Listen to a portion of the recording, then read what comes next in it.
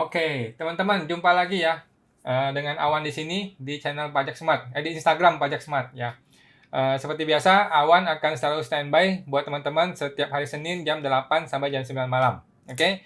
By the way, seperti biasa saya perlu disclaimer dari awal guys ya, bahwa semua yang saya sampaikan di video ini adalah pendapat pribadi. Pendapat pribadi saya 100% guys. Ini bukanlah kajian akademis, ini tidak dapat dibuktikan kebenarannya, dan belum tentu sesuai dengan peraturan perpajakan yang sebenarnya. Jadi mohon maaf kalau ada yang salah, tolong dikoreksi ya teman-teman.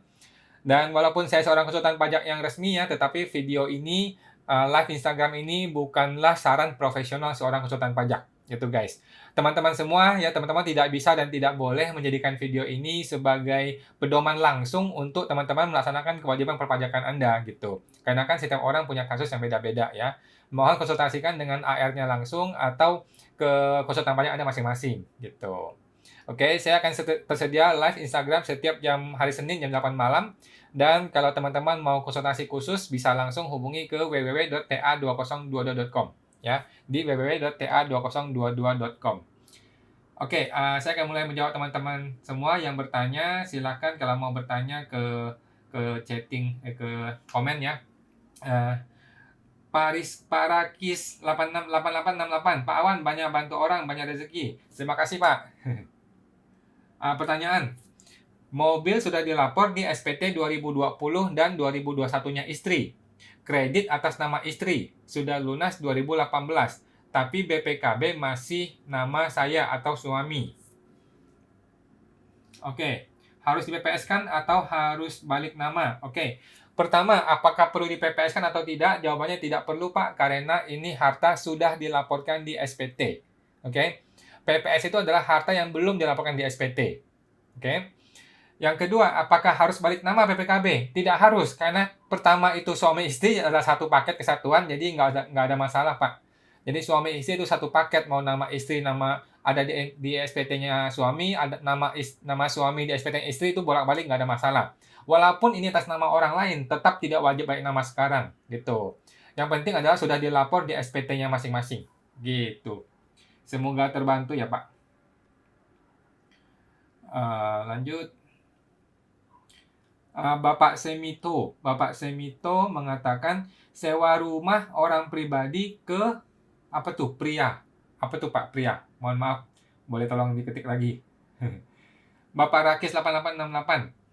Udah lapor di SPT istri, total uang istri misal 800 juta, masuk semua ke 012 tabungan. Padahal sebetulnya terdiri dari 4 jenis nih. 2 deposito istri, 1 memang tabungan, 1 lagi deposito di akun bank suami. Itu sudah betul Pak, sudah betul ya. Jadi nggak ada masalah. Ini memang banyak sekali dipermasalahkan oleh AR. Gua juga mendengar beberapa kasus dan ribut juga sama AR.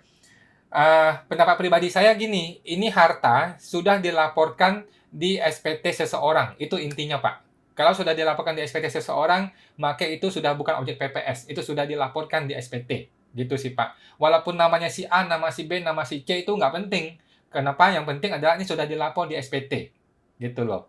Jadi kalau saya punya harta, tapi atas nama seseorang di tempat lain, contohnya, ini tetap harta saya dan tetap dilapor di SPT saya.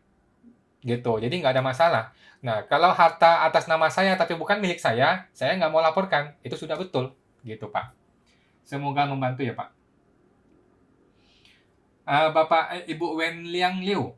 Malam Pak Wan, saya ada tabungan A di tahun 2020 dan saldo terbawa sampai 2021. Namun di SPT 2020 dan 2021 belum dilaporkan. Jika saya ingin ikut PPS, gimana ya? Dan berapa nilai yang harus saya PPS-kan? Oke. Jawabannya gampang, Bu. Kalau Ibu mau ikut PPS, maka laporkanlah di PPS saldo terakhir 31 Desember 2020. Oke? 2020 ya, Bu, bukan 2021. Karena PPS itu hanya ngomongin 2020 saja. Gitu. Jadi, saldo 31 Desember 2020. Itulah yang dilaporkan di PPS. Gitu, Bu. Semoga terbantu ya, Bu Wenliang.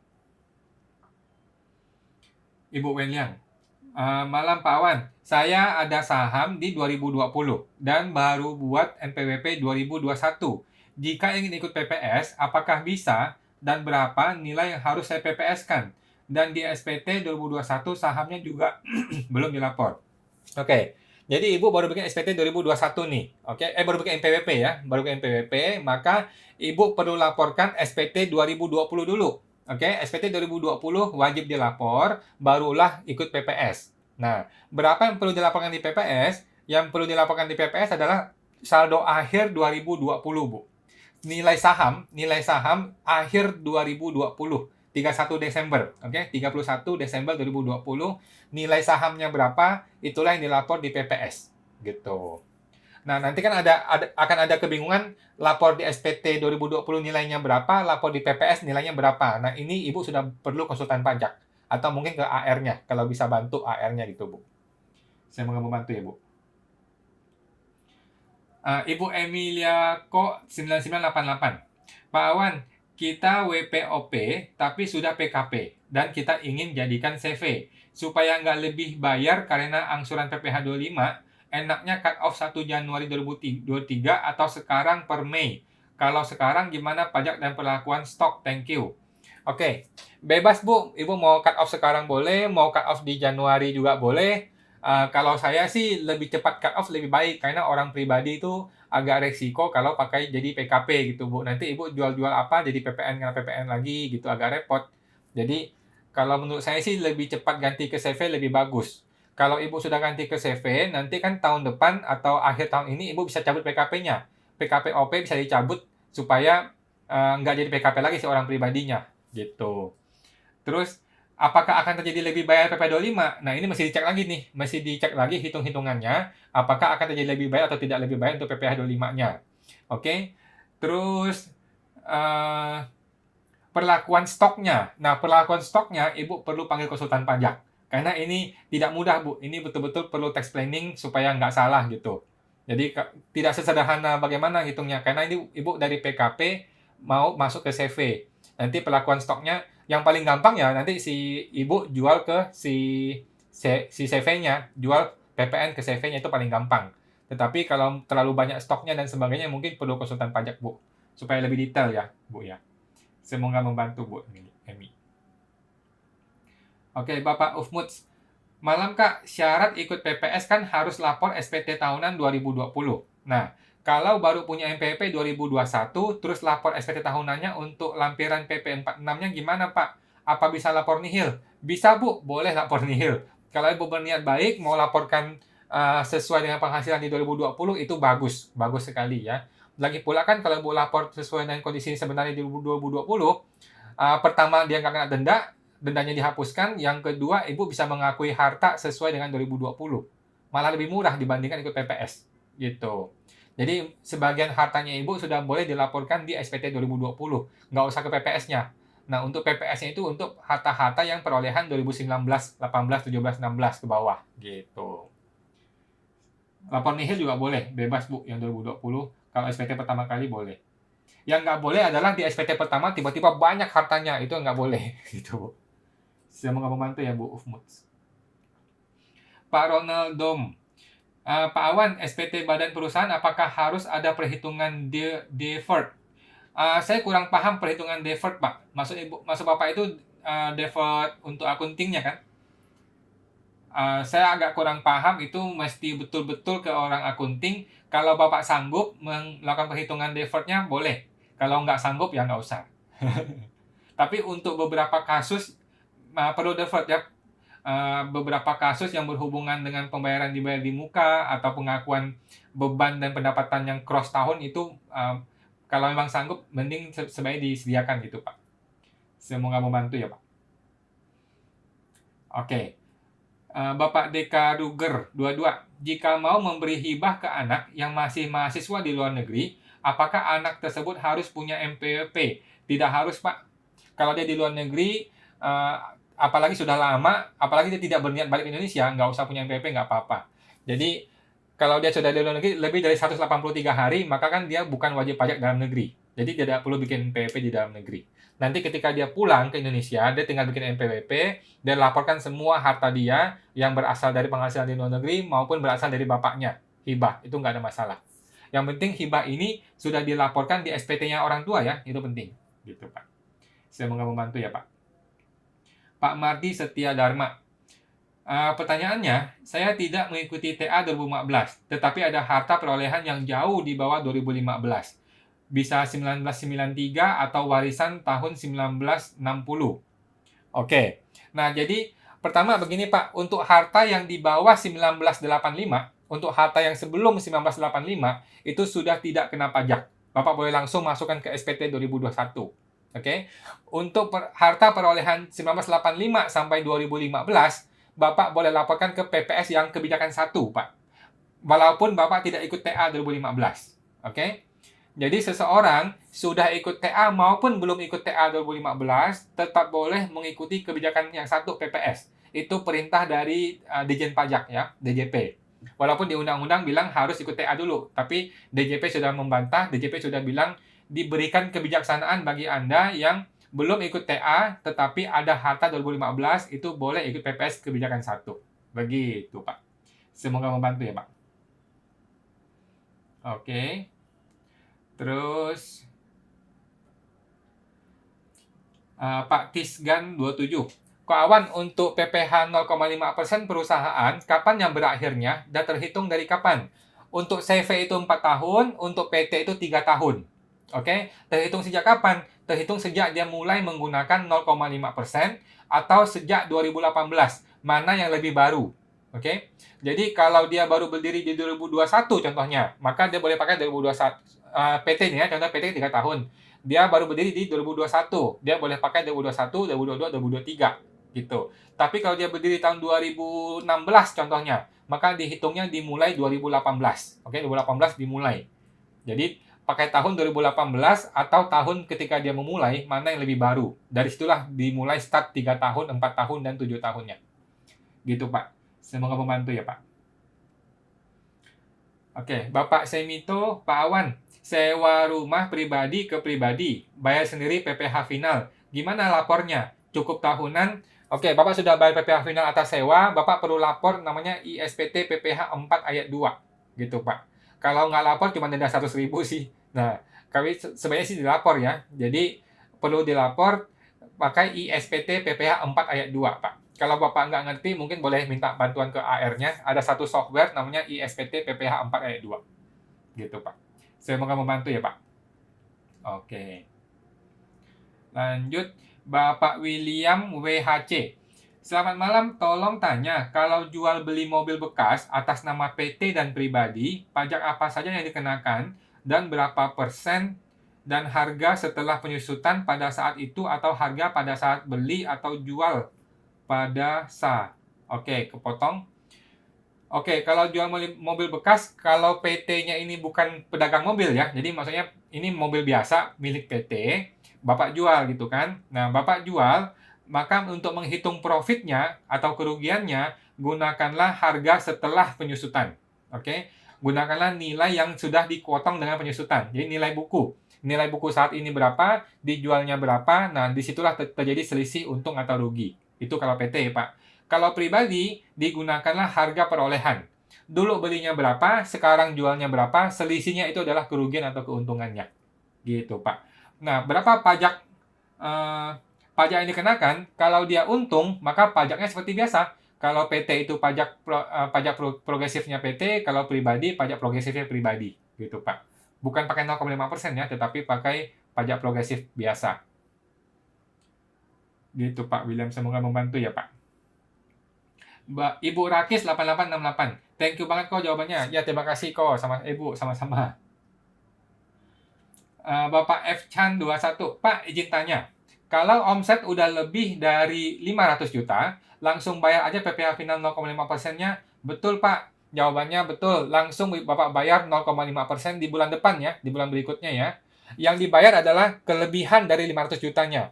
Contoh di bulan ini sudah tembus 520 juta contohnya. Maka 20 jutanya aja yang kena 0,5%. Gitu. Dibayar di bulan depan sebelum tanggal 15. Ya. Dan perlu dilapor sebelum tanggal 20. Tapi laporannya kita belum tahu bagaimana cara lapornya, kita masih menunggu PMK-nya. Gitu, Pak. Semoga membantu ya, Pak. Pak Tony Aliang. Pak Awan, saya Tony mau tanya. Saya kan dapat email dari DJP yang isinya mengenai kode harta 03 ya.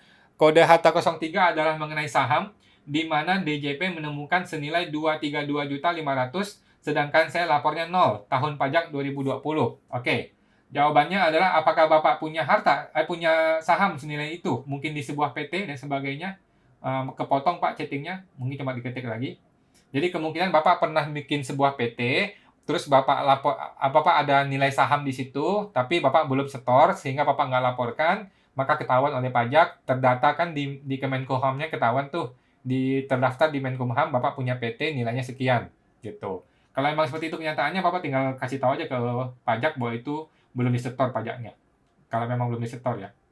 Semoga membantu gitu Pak. Oke. Kepotong tadi.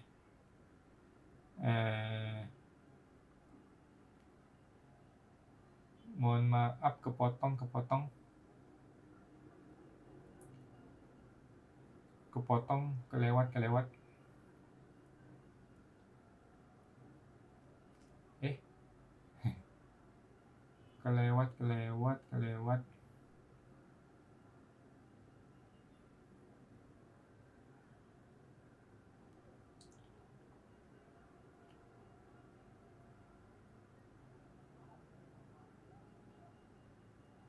Mohon maaf, kelewat. Tadi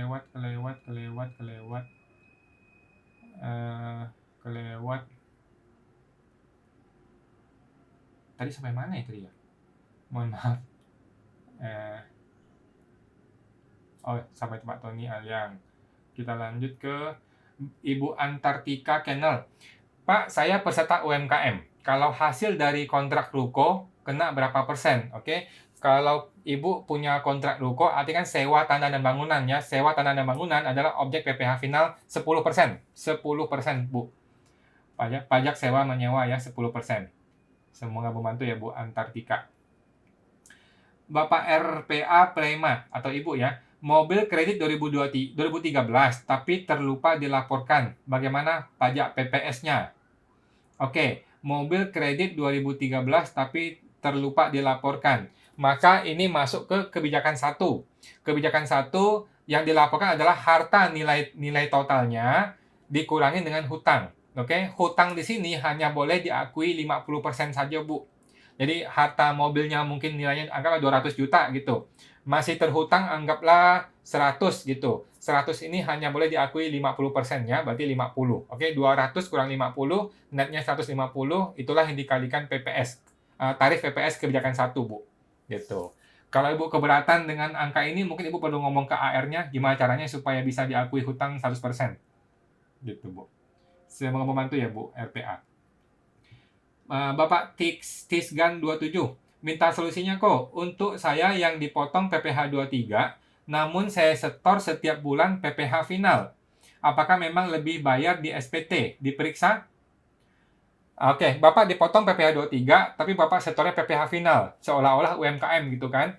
Maka yang UMKM lupakan saja Pak, itu sudah lewat, dihanguskan saja. Bapak perlu bayar PPh 23. Perlu menghitung berapa sih penghasilan Bapak, pekerja bebas kan ini kemungkinannya. Kalau pekerja bebas, berapa penghasilannya, normanya berapa, masukin di induk, nanti kurangnya berapa, dikurangkan dengan PPh 23 yang sudah dipotong oleh customer. Nah, selisihnya itulah yang akan Bapak perlu bayarkan di SPT tahunan. Gitu, Pak. Harusnya sih nggak lebih bayar, harusnya ya. Dan SPT nggak boleh lebih bayar. Kalau SPT lebih bayar akan terjadi pemeriksaan. Jadi SPT jangan sampai lebih bayar. Gitu, Pak. Semoga membantu Pak Dis. Oke. Ibu Siandayani 59. Pak Awan, kalau tabungan tahun 2020 tidak dilaporkan di SPT 2020 karena jumlahnya kecil dan sekarang harus ikut PPS ya Pak Awan? Jawabannya iya Bu. Kalau Ibu mau ikut PPS, laporkan ke PPS. Kalau nilai kecil kan cuma bayar 14%, ya udahlah bayar aja lah. Gitu Bu. Nggak ada masalah sih. Kalau Ibu nggak laporkan, kalau sotori ketahuan, ya bayar 30%. Kalau nilai kecil sih nggak terlalu pengaruh Bu. Semoga membantu Ibu Sian. Bapak Rakis 8868. Maaf, satu terakhir kok. Warisan belum terbagi. X harta 2004 ada ruko, tapi belum pernah dilapor SPT manapun oleh almarhum sampai dia meninggal. Oke. Pertanyaannya, warisnya ini belum terbagi, jadi wajib PPS nggak? Jawabannya tetap perlu PPS, Pak. Jadi ahli warisnya bersepakat bahwa kita akan sama-sama melaporkan ke PPS sesuai dengan proporsi kita masing-masing. Oke, kalau dia punya 5 anak contohnya, masing-masing laporin 20%. 20% dari NJOP 2015 ya. 20%, 20%, 20% sesuai dengan nilai NJOP 2015 bayar pajaknya gitu. Jangan di-pool di satu orang ya, jangan Pak, agak resiko. Mending dibagi sesuai dengan proporsinya masing-masing. Semoga membantu Pak. Bapak William WHC. Selamat malam, tolong tanya kalau jual beli mobil bekas atas nama pribadi, ini tadi ini Pak ya? Ini tadi ya, sudah ya? Pak William ya? Yang tadi sudah ya? Oke. Bapak Ronald Domiper. Apakah harta 2015 ke bawah tidak usah di PPS kan Pak? Karena sudah melewati 5 tahun. Perlu Pak di PPS kan? Sebenarnya, saya sudah ngomong di banyak video ya, sebenarnya harta 2015, kalau Bapak tidak ikut TA ya, tidak ikut TA 2015, maka harta ini sudah melewati 5 tahun, seperti yang Bapak sebutkan itu. Sudah kadaluarsa, sudah lewat 5 tahun, tidak perlu kena pajak lagi. Oke, tetapi DJP memberikan kebijaksanaan untuk orang-orang yang tidak ikut TA 2015 dan masih ada harta 2015 yang belum dilapor, boleh ikutkan ke PPS 1. Boleh ya, tidak wajib. Dan saya cukup mendukung gitu. Mendukung sih kalau bisa ya ikutkanlah ke PPS kebijakan 1, bayar 8% gitu Pak. Tapi kalau Bapak ngotot nggak mau bayar, masukin ke SPT 2021, itu sudah betul juga. Nggak, memang sudah kadaluarsa 5 tahun gitu Pak. Semoga membantu Pak Ronald. Oke. Bapak Saiful 007. Kalau wajib pajak orang pribadi yang non-TA mau ikut PPS untuk harta 2015, boleh Kako? Jawabannya boleh Pak, boleh. Negara mendukung sekali. Negara mendukung kalau Bapak berniat baik mau laporkan ke PPS kebijakan 1 untuk harta 2015. Walaupun Bapak tidak ikut TA 2015. Boleh Pak, silakan. Bagus sekali. Negara sangat mendukung. Berterima kasih. Semoga membantu Pak Saiful. Bapak Saiful. Oh ya, mohon info. Untuk sanksi perpajakan, AJB di bawah harga transaksi bagaimana? Jadi kalau AJB di bawah harga transaksi dan ketahuan, maka selisihnya akan disuruh bayar yang itu tuh pajak 2,5% dan 5% gitu. Disuruh bayar yang pajak jual beli penjual 2,5% dan pembeli 5%. Oke. Kemudian kalau ternyata si pembelinya itu ternyata tidak punya kemampuan keuangan untuk membeli itu, berarti kan ditemukan ada penghasilan tambahan yang belum dilaporkan. Nah, maka dia perlu laporkan dan bayarkan pajaknya. Gitu, Pak. Nggak ada masalah, itu cuman memang kalau itu ditemukan ya udah dibayar aja pajaknya. Gitu, Pak. Semoga membantu Pak Saiful. Bapak Adi Satya Gunadi. Wajib pajak bekerja di luar negeri, punya rumah di luar negeri, WP punya NPWP dan punya aset XTA, apakah rumah yang luar negeri itu perlu dilaporkan di SPT tahunan? Perlu Pak, perlu. Ya.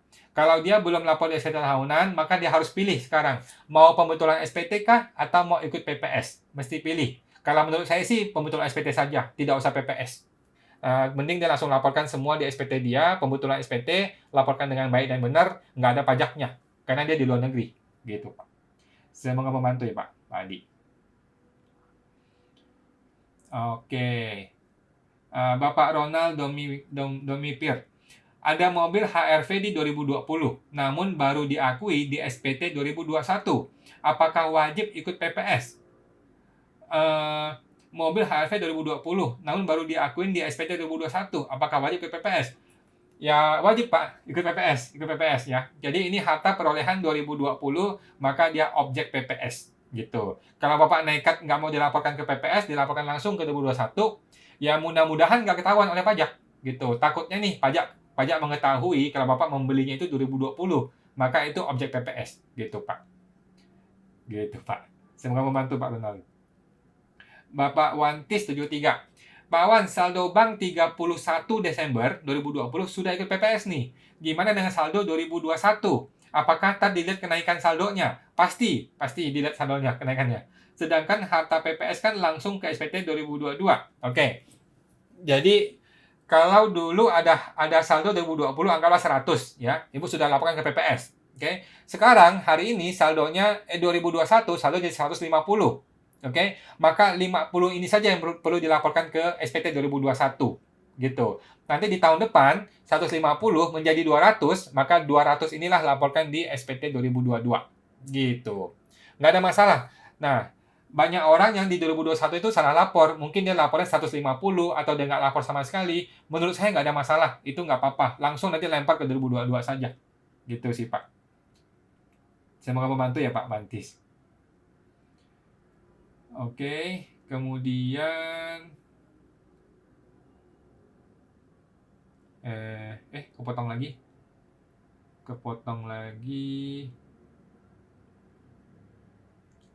Mohon maaf, kepotong lagi.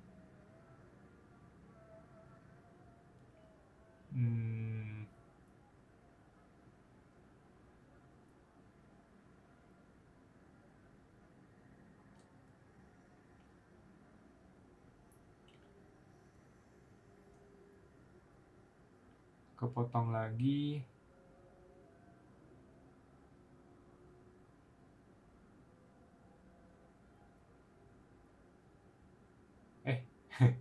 Mohon maaf ya, kepotong. Kepotong.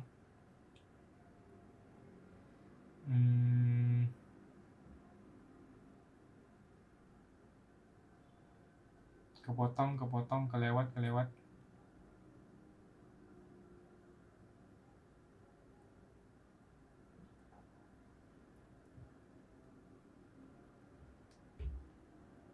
Oke. Bapak William WHC. Selamat malam, tolong tanya jual mobil bekas atas nama pribadi, PT dan pribadi. Tadi saya sudah jawab, Pak. Saya sudah jawab ini ya. Jadi Pak William, untuk PT jual mobil itu gunakanlah harga yang setelah penyusutan. Oke, jadi nilai buku saat ini nilainya berapa dibandingkan dengan penjualannya berapa, maka selisihnya itu adalah untung atau rugi. Kalau orang pribadi jual mobil, maka dilihat adalah harga beli. Harga beli dibandingkan dengan harga jual sekarang. Nah, selisihnya itu adalah untung atau rugi. Oke, pajaknya berapa? Kalau dia jualnya untung, maka pajaknya itu pajak progresif seperti biasa. Kalau di PT yang badan tuh yang 22%, kalau yang di pribadi tuh yang 5, 15, 25 itu, Pak. Semoga membantu ya, Pak William. Oke. Bapak RPA Prema. Pak Awan, mobil kredit tahun 2013 dengan uang muka 30%. Bagaimana hitungan pajak PPS-nya? Nah, anggaplah nilai mobil ini 100 juta gitu ya. 100 juta sudah dibayar 30%. Oke? Berarti masih terhutang 70%, 70 juta masih terhutang ya. Maka Ibu atau Bapak laporkan di PPS-nya, PPS kebijakan 1 nih ya. Mobilnya masukin 100 di mobilnya, terus hutangnya itu 50% dari yang 70 juta. Cuman 35 juta. Jadi 100 kurang 35, netnya itu sekitar 65. Nah, 65 inilah yang dikenakan atas pajak yang 8% itu, Pak. Semoga membantu ya, Pak RTA. Oke. Bapak Adi Satya Gunadi, WP badan bagi dividen, tapi dividen tersebut dianggap sebagai setoran modal. WP badan bagi dividen, tapi dividen dianggap sebagai setoran modal. Tapi perusahaan belum catat setoran modal dari dividen tersebut. Kalau mau ikut PPS pakai nilai apa? Apakah perlu minta KJPP untuk menilai saham tersebut? Saya rasa tidak perlu pakai KJPP, Pak. Kalau dividen kan sudah ada nilai nominalnya kan? Disamakan aja nilai nominalnya, yaitu dia, nilai rupiahnya itu, Pak. Nilai rupiah itulah yang dipakai. Kan ini saham publik atau saham biasa? Saham biasa kan? Harusnya nggak ada masalah. Pakai nilai nominal, Pak. Pakai nilai nominal atas dividen tersebut. Semoga membantu, Pak Adi. Oke. Lanjut. Bapak Bless Hani, HNY. Malam, untuk PPS kebijakan 1 rumah yang dilaporkan, yang sudah dibayarkan di bank saja kan? Terus mengenai paling banyak 50% dari nilai harta, maksudnya gimana? Oke. Bukan 50% dari nilai harta ya, tapi 50% dari nilai hutangnya, Bu. Oke. Jadi ada rumah nih, rumahnya anggaplah nilai 1M.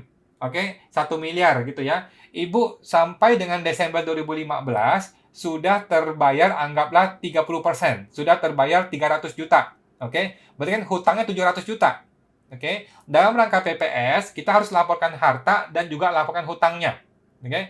Harta yang dilaporkan adalah nilai harta full, bukan nilai yang Ibu bayarkan ya. Bukan yang Ibu bayarkan di bank, bukan nilai harta full-nya.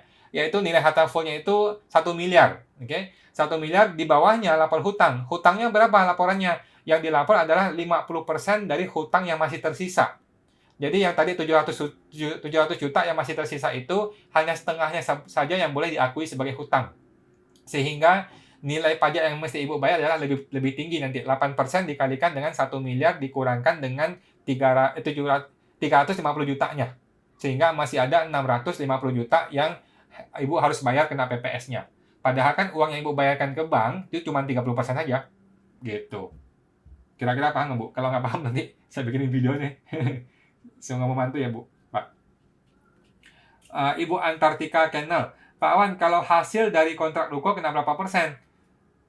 Kontrak ruko kan sama ya. Kontrak ruko itu adalah sewa, kena 10%. Ya. Kalau sewa tanah dan bangunan kena 10% pajaknya. PPh Final Pak 2. Oke. Semoga membantu ya, Bu. Terus Pak Rahman Tarjun. Menjadi salah satu pemegang saham, tapi tidak pernah setor modal. Status perusahaan dari awal berdiri 2012 tidak ada kegiatan dan status non-aktif. Oke? Nah, jadi untuk kebijakan 1, kan Bapak harus laporkan hartanya full, laporkan hutangnya hanya setengah 50%. Sehingga Bapak harus laporkan modalnya itu full, dan hutangnya hanya setengahnya. Dan Bapak kena 8%. Oke, nah supaya menghindari ini, supaya Bapak tidak kena ini, Bapak harus bikin surat pernyataan kepada pajak bahwa saya belum menyetor sama sekali PT ini dan saya tidak menjalankan PT ini sama sekali. Jadi saya minta ini supaya tidak perlu dilaporkan ke PPS. Bapak mesti komunikasikan dengan AR, kalau perlu bikin surat resmi, Pak, supaya nggak kena pajaknya. Karena ini kan PT yang baru berdiri sudah mati, tidak dijalankan sampai hari ini, Bapak nggak pernah setor uang sama sekali. Jadi nggak usah bayar pajak. Tapi mesti ngomong ke AR-nya, Pak, mesti komunikasikan. Semoga membantu ya, Pak Rahman. Ibu Lisya Dar WN. Kalau sejak punya NPWP CV dari 2019, tapi sampai sekarang belum pernah lapor SPT Badan. Apakah lebih baik ikut PPS saja atau lebih baik lapor pajak mundur tahun ke belakang saja? Terima kasih. Jawabannya adalah CV tidak bisa lapor PPS kebijakan 2, Bu. Oke? CV dan PT tidak bisa lapor PPS kebijakan 2. Perusahaan hanya bisa untuk kebijakan 1 dengan syarat dia sudah ikut TA yang 2015. Oke? Jadi NPWP CV ini yang 2019 sampai sekarang, Ibu perlu lapor mundur. Lapor mundur 2019, 20, 21, 22 dilapor mundur. Gitu, Bu. Oke? Untuk CV dan PT tidak ada solusi. Nggak perlu ada PPS, nggak ada urusan sama PPS. Kalau PT atau CV gitu ya. Semoga membantu, Pak Lis. Kemudian Bapak Tamayo Rigin. Malam Pak, mau tanya harta perolehan 2020 dan 2021. Tapi NPWP baru dibuat pada 2022. Pelaporannya gimana Pak? Oke, yang pertama Bapak mesti lapor SPT 2020 dulu. Oke, SPT 2020 Bapak laporkan, dilaporkan juga penghasilannya ya. Lapor penghasilannya, lapor juga hartanya. Kalau penghasilan dan harta ini cocok, maka SPT 2020 Bapak sudah aman. Kemudian 2021 Bapak lanjut, lapor SPT-nya, isilah hartanya, pajaknya, dan juga penghasilannya. Kalau penghasilan dan harta ini cocok, maka Bapak tinggal laporkan saja 2021, tidak usah ke PPS. Oke, Bapak nggak perlu ke PPS. Nggak perlu, karena semua penghasilan Bapak di 2020 dan 2021. Dan sudah dipotong pajak nanti kan? Gitu Pak. Semoga membantu ya Pak Tamayo Rigin. Bapak Mardi Setia Dharma. Pak Awan, saya Mardi. Tadi ada yang belum dijawab, belum pernah ikut TA, ada tinggal aset rumah yang dibeli tahun 1993. Ikut PPS, NJOP tahun kapan yang hitung 8%-nya? NJOP 2015, Pak. NJOP 2015 untuk semua harta yang kebijakan 1. Pakai NJOP 2015. Gitu, Pak. Semoga membantu, Pak Mardi. Bapak Sunardi 5736. Kok Awan, saya bergerak di jasa angkutan. Saya mulai melakukan pembukuan di tahun 2019. Semua aset yang berhubungan dengan usaha saya dikategorikan sebagai modal usaha oleh konsultan saya. Ini PT atau orang pribadi, Pak? Oke. Oh, kepotong ya. Nanti lanjutkan lagi, Pak. Ibu Priska Nuriati. Ada rumah atas nama almarhum Papa dan 2 saudara Papa. Semuanya sudah almarhum. Bagaimana laporannya? Lalu masuk ke SPT siapa? Oke, jadi ada sebuah rumah atas nama Papa dan 2 saudaranya. Ada nama 3 orang gitu ya. Nah, semuanya sudah almarhum. Bagaimana laporkannya? Yang pertama adalah mesti dilihat ini rumah sudah dilapor belum di SPT seseorang. Apakah SPT-nya papanya ibu atau SPT-nya saudaranya dia? Kalau belum dilaporkan, berarti kan sekarang perlu dilaporkan nih. Nah, para anak-anaknya, para ahli waris harus bersepakat. Ini rumah mau diwariskan kepada siapa dan berapa orang. Anggaplah rumah ini diwariskan ke 5 orang contohnya. Jadi tiga orang saudara kandungnya meninggal ini punya 5 anak. Contohnya ini contoh. Maka kelima orang ini kan masing-masing akan mendapatkan warisan 20%, 20%, 20%, 20%. Oke. Masing-masing anak ini akan laporkan rumah ini ke SPT-nya masing-masing senilai 20%-nya. Gitu, Bu. Oke. Nah, nanti apakah ini perlu PPS atau tidak perlu PPS? Nanti lihat dulu nih. Kalau memang memungkinkan sih ke PPS supaya lebih aman gitu. Tapi kalau nggak ada budget, ya tidak usah ke PPS. Langsung laporkan ke SPT dengan alasan ini adalah warisan gitu, Bu. Tapi kalau ada budget, ya boleh ke PPS lah supaya aman, supaya nggak ada masalah. Gitu, Bu. Semua membantu ya, Bu. Oke. Bapak Springfish. Saya bekerja di usaha keluarga yang lapor pajaknya dengan NPWP orang tua, pakai final UMKM 0,5%. Tetapi dalam usaha tersebut pembayaran transfer ditujukan ke rekening saya. Apa saja yang perlu saya lapor ya? Oke. Oke, sekarang tergantung omset, Pak. Kalau omsetnya masih di bawah 4,8 M, dan Bapak sudah bayar 0,5% sudah sesuai angkanya, maka nggak ada masalah. Mau di rekening anak maupun rekening Bapak, tetapi dari dua orang ini sudah dilaporkan total omsetnya. Mau dilaporkan di Bapak boleh, dilaporkan ke anak boleh, mau dibagi dua juga boleh. Gitu. Kalau masih di bawah 4,8 itu bebas saja, Pak. Karena toh ujung-ujung cuma 0,5%. Gitu sih. Semoga membantu ya, Pak. Bapak Sunardi 5736. Pihak AR menanyakan status aset saya yang berhubungan dengan modal tersebut. Bagaimana saran keuangan untuk kasus saya? Terima kasih. Tadi Pak Sunardi kalau nggak salah mengenai modal usaha yang ini ya. Yang tadi ada jasa angkutan kalau nggak salah ya. Jasa angkutan ya, ada aset dimasukkan sebagai modal. Nggak ada masalah, Pak. Nggak ada masalah. Berarti kan Bapak punya modal atau punya angkutan, kan? Nah, itu sudah dilaporkan di SPT belum? Kalau sudah dilaporkan di SPT Bapak sebagai modal atau sebagai angkutan, sebagai kendaraan gitu, maka nggak ada masalah. Kalau belum dilaporkan, maka ini adalah aset PPS. Ini adalah objek PPS, Bapak boleh ikut PPS, gitu. Tapi kalau Bapak keberatan ikut PPS, Bapak boleh pembetulan SPT, juga boleh. Nggak ada masalah, Pak. Coba dihitung-hitung aja mana yang lebih menguntungkan buat Bapak. Gitu. Semoga membantu ya, Pak. Oke. Bapak Wiryanawiyasa. Pak Awan, rumus atau cara menghitung PPh 21 pesangon gross up. Nah, itu cari di Google, Pak. Di Google banyak. Di Google ada banyak cara perhitungan PPh 21 pesangon untuk gross up ya. Semoga membantu Pak Wirya. Karena saya juga nggak tahu Excel, mesti cek ke Excel-nya. Ada hitung-hitungannya sih, gampang kok. Oke. Bapak Ronaldo Mayper. Pak Awan memasukkan harta SPT dengan piutang. Pak Awan memasukkan harta SPT dengan piutang, hutang, dan persediaan dengan nilai estimasi. Apakah itu boleh, Pak? Kalau Bapak punya angka yang tepat, boleh. Kalau Bapak tidak punya angka yang tepat, berhubung sudah 2-3 tahun yang lalu, ya sudah, pakai angka yang kira-kira saja, Pak. Boleh, Pak, nggak ada masalah. Tapi kalau sifatnya rekening, itu harus sesuai dengan yang ada di bank. Karena orang pajak akan meng-cross-check ke bank nanti. Gitu, Pak. Kalau piutang hutang kan nggak bisa di-cross-check, jadi ya kira-kira aja estimasi. Gitu. Semoga membantu ya, Pak Ronaldo. Pak Ronaldo, ini pribadi ya, Pak? Iya, iya. Bebas, Pak. Kalau pribadi, kira-kira saja, Pak. Nggak ada masalah. Semoga membantu ya, Pak. Ibu Sumini Wijaya. Halo, selamat malam. Saya Hartono. Oh, Pak Hartono. OP pribadi PKP. Jadi, OP pribadi sudah PKP. Jika menjual mobil pribadi dari SPT, apakah terhutang PPN? Jawabannya iya. Gitu, Pak. Jadi, orang pribadi PKP mau jual apapun, pokoknya kalau uang itu masuk ke rekening, maka dia akan kena ke PPN. Jadi sebaiknya Bapak cabut dulu PKP-nya, baru jual mobilnya, Pak. Gitu, Pak. Semoga membantu ya, Pak. Pak Sumi.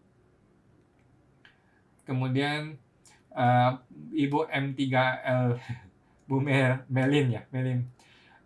Kalau PT PKP pada saat jual mobil harus buka faktur pajak tidak? Jawabannya iya sih, Bu. Iya. Jadi dalam kasus tertentu nih, contohnya nih ya, ada orang yang beli mobil yang PPN-nya tidak dikreditkan, ketika jualnya dia berargumen, dulu gue beli nggak kreditkan kok, sekarang gue jual juga tidak buka faktur. Dia bisa berargumen seperti itu. Tapi biasanya sih AR nggak mau. Biasanya sih pokoknya kalau lu PKP, lu jual barang apapun, tetap akan ada PPN-nya. Terus harus buka fakturnya. Gitu sih, Bu. Pengalaman saya sih begitu ya. AR biasanya nggak peduli. Kalau PKP tetap buka faktur. Saya mau membantu ya, Bu. Ibu Feni Kumala, mau tanya Pak, kalau PT modalnya minus, untuk menghindari minus, mau ikut PPS tahap 1, kebijakan 1, ada solusi yang terbaik supaya tidak kena DER.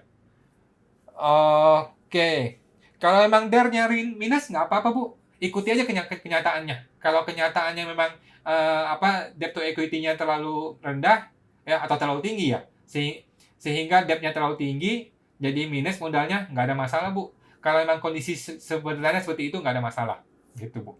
Ikuti kondisi yang sebenarnya, gitu. Semoga membantu Ibu Fendi. Ibu Ani Stefan, suami PKP, istri buka kafe, boleh nggak istri pakai fasilitas 500 juta? Nah, ini kita masih nunggu PMK-nya Bu. Ini kita nunggu PMK. Menurut saya boleh. Jadi PKP ataupun non PKP tetap boleh menggunakan fasilitas 500 juta ya. Jadi bukan gara-gara gua PKP terus gua nggak boleh pakai fasilitas 500 juta, bukan.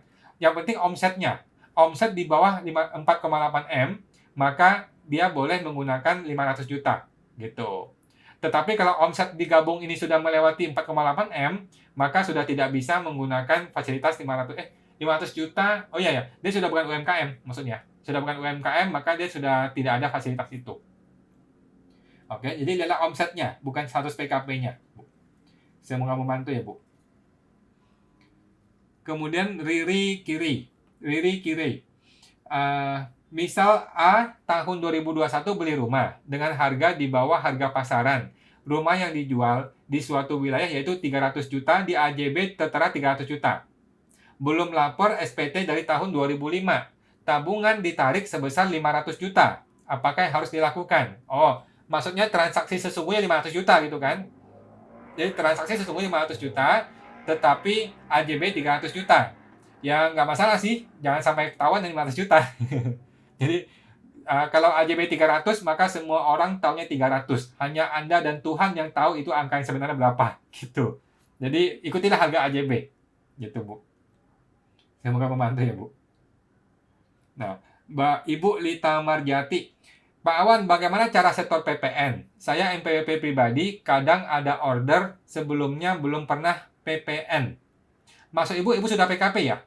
Jadi kalau Ibu sudah PKP pribadi, terus Ibu sekarang mau lapor PPN gitu kan? Kalau Ibu mau lapor PPN, maka Ibu perlu hubungi AR, Ibu perlu melakukan yang namanya permohonan sertifikat digital, supaya bisa melakukan laporan PPN. Setelah ada sertifikat digital, Ibu perlu menginstal yang namanya e-faktur, menginstal program e-faktur. Setelah diinstal program e-faktur, maka Ibu mulai melakukan mekanisme PPN, yang pajak jual kurang pajak beli, PPN masukan dan PPN keluaran dihitung, ada nilai PPN-nya, maka di e-faktur itu akan muncul kurang bayarnya berapa, Ibu bayar dan laporkan PPN itu.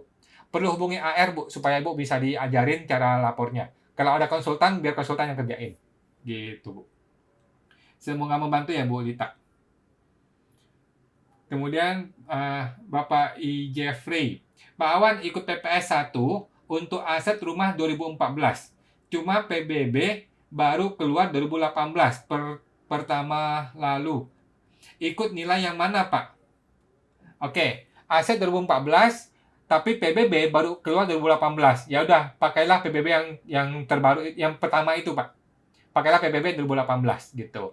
Tapi kalau Bapak bisa membuktikan bahwa di area tersebut, di area kiri kanannya tetangganya itu Bapak bisa dapetin angkanya, angka NJOP 2015, maka Bapak boleh pakai angka itu.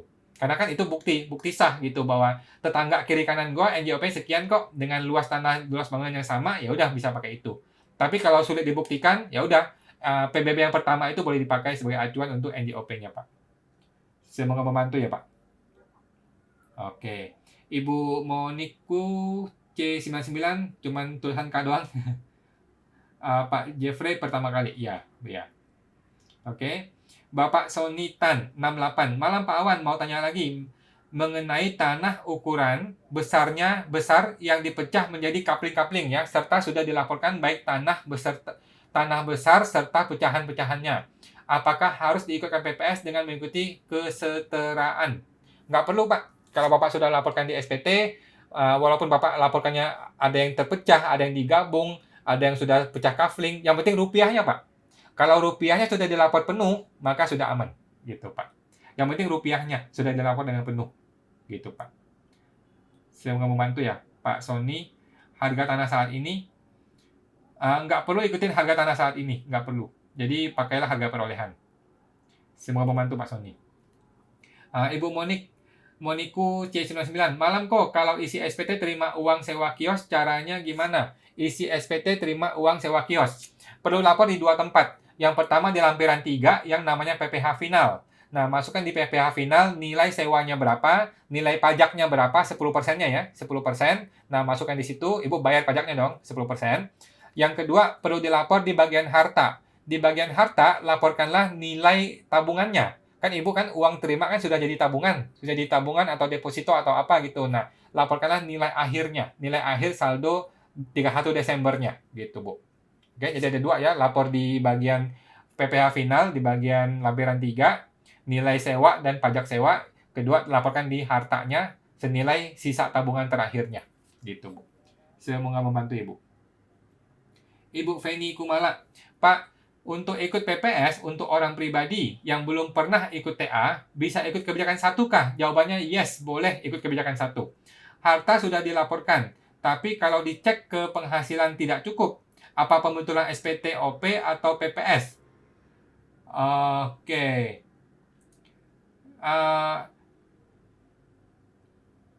Harta sudah dilaporkan, tapi kalau cek penghasilan tidak cukup. Apakah pembetulan SPT, OP, atau PPS? Nah, Ibu mesti bikin skenario nih. Kalau gua ikut PPS akan begini, pajak sekian. Kalau saya pembetulan SPT akan begini, pajaknya sekian. Mesti dibandingkan, Bu. Dibandingkan. Kalau nilainya tidak beda jauh, maka ikutlah PPS. Pilihlah PPS. Ini paling aman, paling benar. Gitu, Bu. Tetapi kalau nilainya jauh banget, nilai PPS itu mahal sekali dibandingkan pembetulan, maka ikutlah pembetulan SPT. Gitu, Bu. Perlu dibandingkan dulu, Bu. Semoga membantu Bu Penny. Kemudian Bapak Authentic Store 2018. Malam Pak Awan, kalau mau lapor PPS tapi hartanya sekarang atas nama orang lain, bisa atau enggak ya? Bisa Pak, bisa Pak. Kita ketika laporkan PPS, harta ini milik kita. Tetapi mau nama siapapun itu enggak masalah. Nah, ketika kita isi formulir PPS, di e-formnya itu ada satu kolom yang akan tanya, ini harta saat ini namanya nama siapa? Nah, kita perlu tulis nama dia, nomor NIK-nya berapa, tulis nomor NIK-nya di situ. Gitu, Pak. Maka ini barang sudah sah kita akui sebagai milik kita. Gitu, Pak. Semoga membantu ya, Pak. Kemudian Pak Adi Satya Gunadi.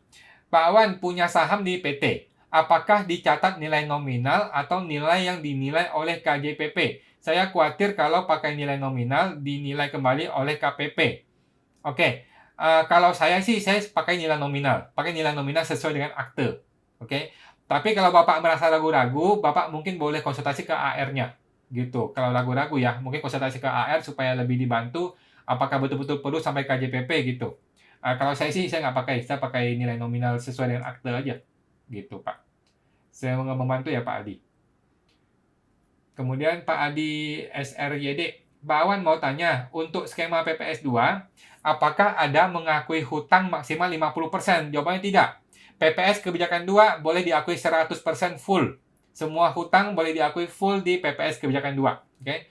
Contoh, ada mobil belum diakui. Lalu ada hutang mobilnya sekitar 75%. Hutang yang bisa diakui apakah hanya 50% dari aset? Bukan. Yang diakui adalah total semuanya.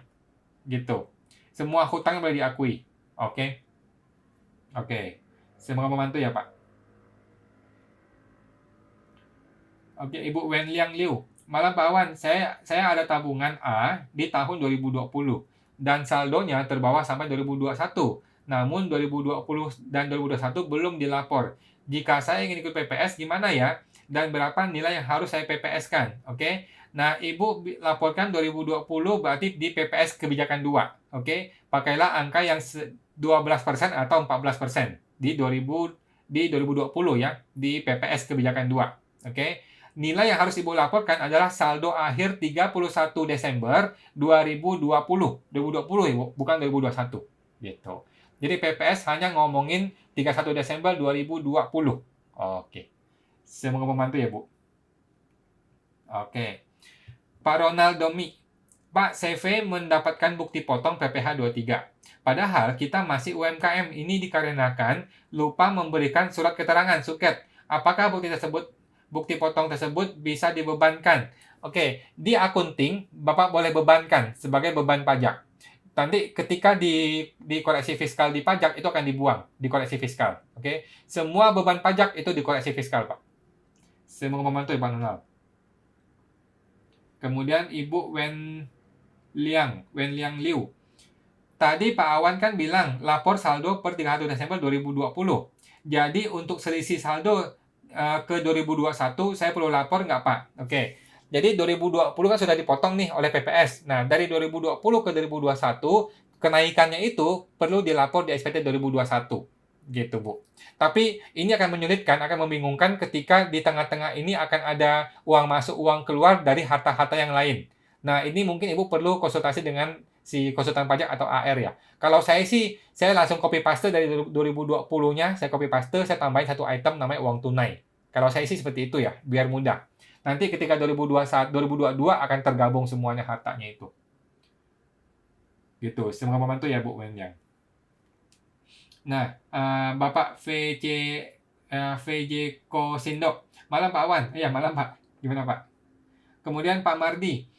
Pak Awan, saya Mardi. Tadi ada yang belum dijawab, belum pernah ikut TA 2015, ada tertinggal lapor aset rumah yang dibeli tahun 1993. Mau ikut PPS 2022. Pakai NJOP tahun kapan untuk hitung 8%-nya? Jawabannya pakailah NJOP 2015, Pak. 2015 ya. Jadi mau beli tahun berapapun, pakailah NJOP 2015. Untuk yang kebijakan 1 ya, kebijakan 1 ya. Kalau kebijakan 2, pakailah harga perolehan. Gitu, Pak. Semoga membantu ya, Pak. Oke, Bapak Rakis 8868, Tuhan berkati, sehat terus. Terima kasih Pak, sama-sama. Ibu Cerleria 88, Pak saya mau tanya, kalau saya ikut PPS, dananya mau diinvestasikan ke SBN, gimana prosedurnya? Oke, langkah pertama Ibu ikut PPS dong, ikut PPS sudah dibayar, sudah dilapor, beres PPS-nya. Kemudian Ibu datang ke bank. Ibu bawa nih surat keterangan PPS. Saya sudah ikut PPS, nilainya sekian, serupiah ini mau saya belikan SBN untuk PPS. Nah, pihak bank akan kasih tahu Ibu, oh ada 2 SR, ada 2 obligasi yang sudah disiapkan oleh pemerintah. Oke, ada 2 jenis SBN, Ibu tinggal pilih mau yang rupiah atau mau yang dolar. Nah, kalau Ibu pilih rupiah ya udah tinggal ngomong sama banknya, saya mau beli SBN rupiah ini khusus PPS ya, gitu. Nanti orang bank akan bantuin Ibu, gitu Bu. Jadi SBN untuk PPS ada khusus ya, nomor seri khusus. Ibu tinggal beli yang itu saja. Gitu. Semoga membantu ya, Bu. Bapak Yer.id. Pak Awan, saya dapat email kode 04 53 juta. Oke, kode 04 itu 04 adalah sepeda motor ya atau mobil. Ya. 53 juta. Di SPT saya 0. Memang saya tidak masukkan karena 2019 saya beli item tersebut untuk mas kawin, Pak. Beli untuk mas kawin. Pada saat itu penghasilan sudah dipotong PPh final dan diantam dipotong PPh 22 juga. Oke. Kalau Bapak sudah potong PPh final, maksudnya kan Bapak sudah UMKM gitu ya. Kalau Bapak sudah UMKM dan sudah dipotong PPh final dan Bapak hanya harta ini saja yang ketahuan, tidak ada harta yang lain, maka nggak usah ke PPS, Pak. Tidak perlu ke PPS, Bapak bisa langsung lapor pembetulan saja, pembetulan SPT 2019 dan 2020 dan 2021. Masukkan harta itu, Pak. Masukkan harta tersebut. Gitu. Semoga membantu Pak Yer. Pak Karda Trader. Malam Pak Wan, malam Pak. Ibu Liliani Sentosa. Pak Awan mau tanya, di SPT 2020, karena saya harus buat pembukuan, aset saya yang di SPT 2019, saya convert ke modal di SPT 2020. Menurut AR, ini nggak boleh karena aset saya jadi 0 di SPT 2021. Nah, ini saya nggak paham, Bu. Apa yang di-convert nih? Di-convert apanya nih? Karena saya harus pembukuan, aset saya di-convert ke modal. Ini mesti analisa dulu, Bu. Mesti baca dulu apa yang Ibu masukkan dengan convert ini. SPT 2019 bagaimana, SPT 2020 bagaimana. Gitu, Bu. Mesti analisa lagi tuh, Bu Lilian. Saya mau membantu ya, Bu. Bapak Ronaldo, my PR. Pak Awan mau tanya juga. Semua harta saya sudah lapor, tapi mau ikut PPS dengan masukkan uang tunai yang fiktif. Apakah boleh? Tujuannya biar tidak diperiksa untuk 2016-2020. Silakan Pak, bebas. Silakan. Negara tidak akan membatalkan PPS Anda kalau Bapak mau berniat baik mau laporkan harta PPS gitu ya. Mau uang tunai berapapun silakan. Terima kasih Pak Ronaldo mau membantu negara gitu. Terima kasih Pak mau membantu ya. Ibu RPA Prema atau Bapak ya. Pak Awan, tolong live ini diposting di YouTube. Terima kasih. Iya Pak, ini sudah saya record, ada videonya di sini, ada audionya di sini. Akan besok siang akan saya upload ke YouTube. Gitu Pak. Seperti biasa setiap ada live, besoknya akan saya upload di YouTube. Terima kasih Pak. Ibu Bless Hani. Pak Awan, saya beli apartemen di luar negeri atas nama mama saya, tapi mortgage dari penghasilan saya yang bukan objek pajak dalam negeri. Apakah perlu ikut PPS atau pembentukan SPT mama saya? Apa yang Ibu masukkan dengan penghasilan bukan objek pajak? Ibu dagang apa? Penghasilan bukan objek pajak semua. Oke? Anggaplah ini benar ya, Bapak, Ibu punya penghasilan di dalam negeri yang bukan objek pajak. Ya, mungkin dari hibah atau dari asuransi atau apa gitu ya. Ada penghasilan yang bukan objek pajak, uang ini Ibu pakai buat beli apartemen atas nama orang tua. Oke? Kalau Ibu tidak punya harta yang lain, maka Ibu boleh laporkan harta ini di pembetulan saja, Bu. Nggak usah PPS. Gitu. PPS itu hanya untuk orang-orang yang penghasilannya itu objek pajak dan dia belum laporkan penghasilan maupun hartanya. Gitu, Bu. Kalau Ibu kan sudah bukan objek pajak, maka harta Ibu adalah harta yang bukan objek pajak, yang berasal dari uang yang bukan objek pajak, maka nggak usah PPS, mubazir. Mending Ibu pembetulan SPT saja. Yang pembetulan SPT bukan mama ya, tapi Ibu, tapi si ibunya ya. Bukan si mama gitu. Karena uang itu sesungguhnya milik Ibu gitu ya. Kita mesti lihat yang sesungguhnya ini barang milik siapa. Jangan lihat nama di dokumen, jangan lihat nama di sertifikat. Tetapi sesungguhnya ini barang milik siapa, maka orang inilah yang harus laporkan. Gitu, Bu. Semoga membantu ya, Bu. Oke. Bapak Karda Traders 2020. Pak Awan, kalau ada rumah warisan orang tua, perolehan 1987, nilai perolehan 50 juta, dan harta ini sudah dilapor di SPT tahunan orang tua. Tahun 2010 orang tua meninggal, tapi harta rumah tersebut kepotong. Kepotong tulisannya Pak ya, nanti coba disambung lagi. Harta tersebut ya. Jadi 2020 orang tua meninggal. Oke. Yang penting sudah dilapor nih Pak, ini harta sudah dilapor, maka ini sudah bukan objek PPS. Itu intinya sudah dilapor ya. Nah, terus Pak Karda Trader belum masuk ke SPT saya sebagai anak ya, belum masuk ke SPT anak, apa objek PPS atau pembetulan saja? Menurut saya pembetulan saja Pak, nggak usah PPS, mubazir. Nah, kemudian NJOP rumah saat ini 2 miliar. NJOP 2 miliar. Nggak usah PPS Pak, Bapak pembetulan SPT saja ya. Pembetulan SPT, laporkan ini sebagai warisan dari orang tua yang sudah meninggal. Ini tidak kena pajak ya. Ini warisan yang sudah dilaporkan di SPT-nya Papa, tidak kena pajak gitu Pak. Bapak nggak usah PPS, nggak perlu gitu. Saya mau membantu ya Pak Trader. Lanjut Pak Sony Tan. Karena informasinya adalah tanah yang sudah dilaporkan dan sudah dipecah, maka harus bayar pajak sesuai dengan kesetaraan harga NJOP 2020. Kalau saya rasa sih tidak ya Pak, tidak begitu sih. Nanti Bapak mesti minta ke AR-nya, argumen dia itu pakai undang-undang berapa.